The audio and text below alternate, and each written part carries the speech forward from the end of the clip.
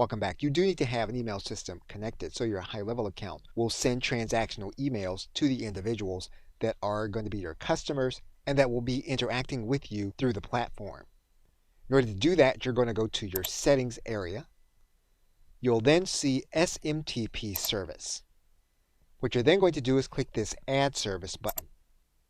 You're going to notice that you have several providers available: Gmail, Yahoo Mail, SendGrid, and others. For the sake of this video, we're going to exemplify this by connecting SendGrid. Now you'll notice here that what Go High Level will need is going to be your username from SendGrid, your email from SendGrid, and the password you have with your SendGrid account. Now you are going to want to log into your SendGrid account, making sure that your login and password is correct. When you log in, if you haven't done this in quite some time, you're going to be asked for two-factor authentication. Once you verify that your account is open, you can then enter the details into your high-level account. Now when you're using SendGrid, you're going to want to be aware that the username and password do matter. When your customer receives an email from your high-level account, it will be using the SendGrid account. So whatever email that you have set up with your SendGrid account, that's the email that your Go High Level will say the email is going to be from. So you do want to be mindful of branding situations when you enter this information into Go High Level. For Gmail, you will need the email and password. For Yahoo, you will need the email and password. Now typically when you enter your SendGrid information, you are going to get an error message. And the error message will be an authentication message. If you get this error message, you will need to change the details that you're placing inside of your high-level account for SendGrid. When that's the case, you're going to need to use a username of API key, and you're going to make sure that the password is going to be your actual API key. You will then go into your SendGrid account. You're going to click on the link that says API keys. You are then going to create an API key for your account.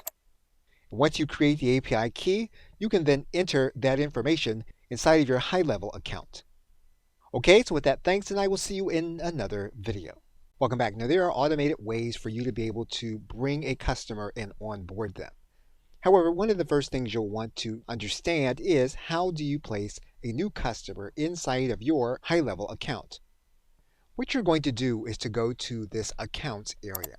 You'll then see that there's a green button here that says Add Account. What you'll notice here is that there are several snapshots that you can add certain kinds of templates depending on the kind of customer you are going to be working with. In some cases, you may have a snapshot that you have imported from another user into your Go High Level system. But if you want to start the process from scratch, you'll click Blank Snapshot. You will click Select and Continue. That's going to bring you to this mapping screen. What you are then going to do is click this button that says Add Account Manually. You will then be asked to fill in details for the individual that you're going to be adding to your Go High Level as a customer.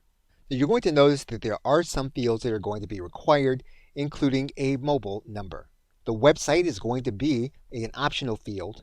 The time zone is something that you do have to fill in. Once you have it, you can then save the customer to your dashboard. You're going to notice a couple of buttons in the upper right-hand corner. You can load in a snapshot for this customer if you have one. What you can also do is you can see what this customer will actually see when they are added to an account. You can switch to this customer's sub-account.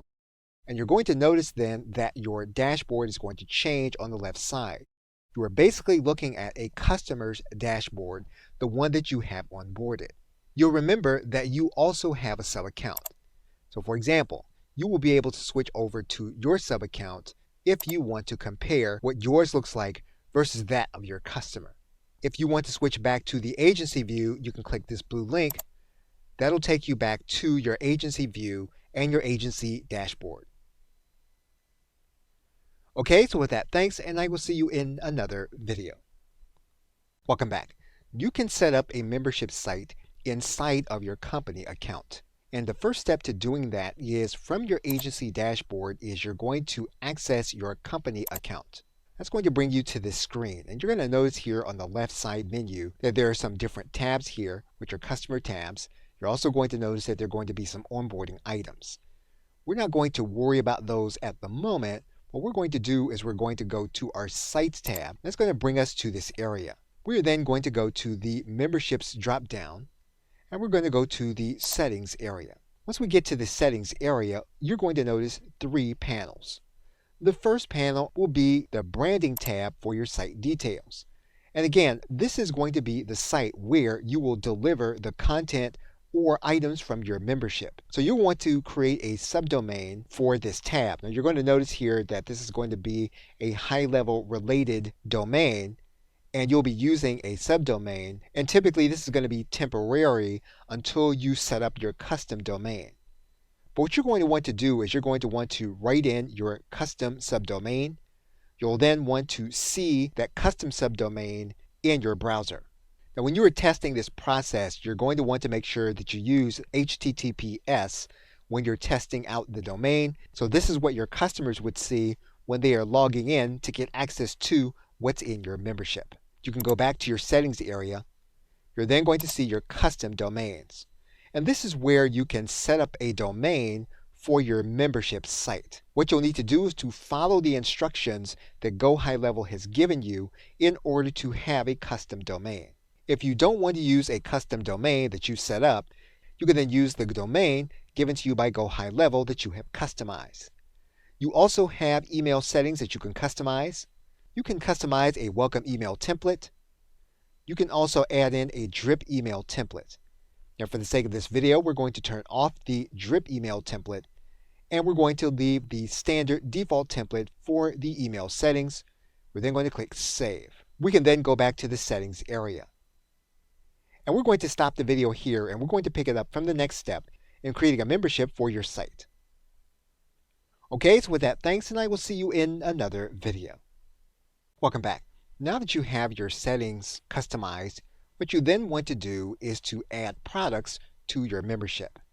And you're going to click on the Products area. You'll then see a blue button here that says Create a Product. You will then see different product creation templates. If you want to start from scratch, you can just click Start Building, or you can use an existing template. We're just going to choose Sprint Course. And we're going to give the course a name. We're then going to click Create Product. You're then going to see a product area. And what you will do is you will then customize different elements of the dashboard. So when you click on top of the word course content, you can then customize the title and then the description.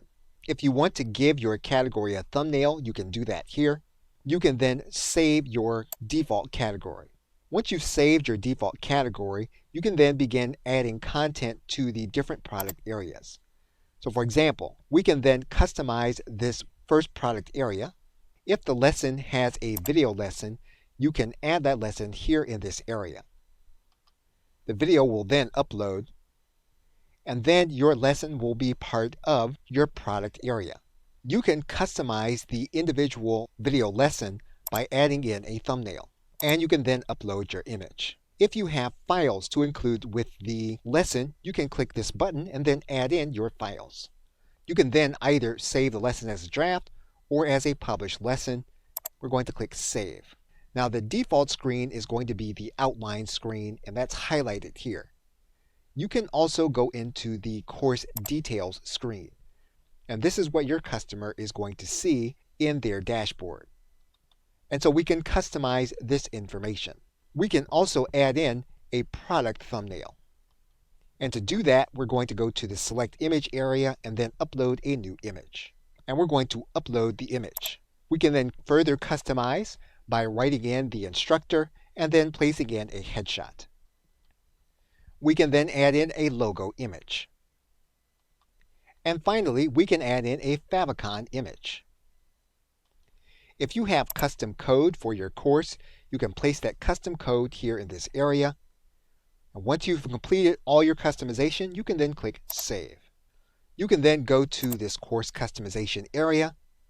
And what you can do is you can choose a specific theme.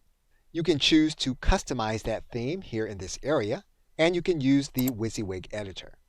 And you can do that by going into the theme settings, and you can make customizations. Once you have completed your customizations, you can then save the theme. If you want to customize the lesson section, you can customize it. For example, if we want to change the primary color, we can change it. We can then preview our course at this link. And once we have completed our customizations, we can go back to the gallery. We can then go back to the course creation area. And we're going to stop the video here, and we're going to pick it up from the Offers tab. Okay, so with that, thanks, and I will see you in another video. Welcome back. Now, as you can see on this screen, we've not yet connected a Stripe account to our high-level account. That means then that when we create an offer, it's going to need to be a free offer, but the mechanics are the same for a free or paid offer. We're going to go into this offer section, and you're going to notice here that there are no offers available. So what we're going to do here is we're going to go to this area, and we're going to click on Offers. We are then going to create an offer. We're going to give our offer a title. Now currently, you'll notice here that the price is being grayed out because we have not added Stripe to our account. However, if you did have Stripe connected, you would then set your price here in this area. You'll notice here that you can set the product for this particular offer. Now, all we've set up is one product to make part of this offer. So we're going to use this offer setting for the product that we have set up. We're then going to click Create. We can give this offer a nickname, and this is going to be something that only we see. We're going to write in the offer description. If you click this area, you'll notice that we can add in some advanced custom code to the offer level. You'll also notice that we have included products. So if we had additional products, we could add those products to this offer here in this area. We can set a specific image for this individual offer. Now currently, this offer is going to be in draft mode. Now before we move on to another tab, we're going to save what we have. And you're going to see another tab here. So if we had another product, we could set up an upsell for this individual product. What we're going to do now is we're going to preview the offer. Now again, this offer is going to be set up as free because we've not set up Stripe and there's no price associated with it. However, your pricing would be here in this area if you had a price set up. What we can do here is we can click Edit Checkout. And basically, this is where we can customize the offer checkout. And you'll see here that if we click this area, what we can do is we can add a banner image, we can add a poster image, and we can add a logo image to this offer checkout. We can add in additional contact information. We can add in the collection address and collection phone number if that's something that we want to do. We can add in a service agreement. We can make it so that it's required that the individual read an agreement. And we can add in custom agreement text. Once we've completed this part of the process, we can then turn the offer to publish and then click Save. And our offer is now ready for a customer to see. We can now click this Get Link area, and what we basically have is a link that a customer can click in order to be taken to the offer. So if we were to place this link inside of our browser, what you're going to see is that when this link is presented, the customer can undertake the transaction for this individual product, and you're going to see it here in this area. And so you have now set up a product for sale that you're going to deliver from within your membership area. Okay, so with that, thanks, and I will see you in another video. Welcome back. Now, in order to demonstrate additional features of the membership, what we're going to do is to go back inside of our product area, and we're going to go to the ellipsis, and we're going to clone this product. And we're going to clone this product into the current location. And this is going to be a process, and the product will then be cloned. We're going to clone the product again. And so we're going to go to this product and we're going to clone it again. So we now have 3 products. Now, the point of this video is not to clone products. It is to demonstrate some other aspects of your membership platform. What we're now going to do is to go back inside of our membership offer. And we're going to see our offer here in this area. We're then going to click to edit this part of the offer. Now again, what we want to do here is we want to add in multiple products to this offer. And so what we can do here is we can click Add Product, and we can choose the products that we're going to add. So in this particular case, we can then add in another product. We can also remove a product. So basically what we now have inside of one offer is we can deliver 2 products that we have set up inside of our product area. And when we save this, when the customer gets access to this particular offer after a purchase, they're going to get access to two different products that we have set up inside of the offer. And so this is how you set up a multi-product bundle inside your high-level account. Okay, so with that, thanks, and I will see you in another video.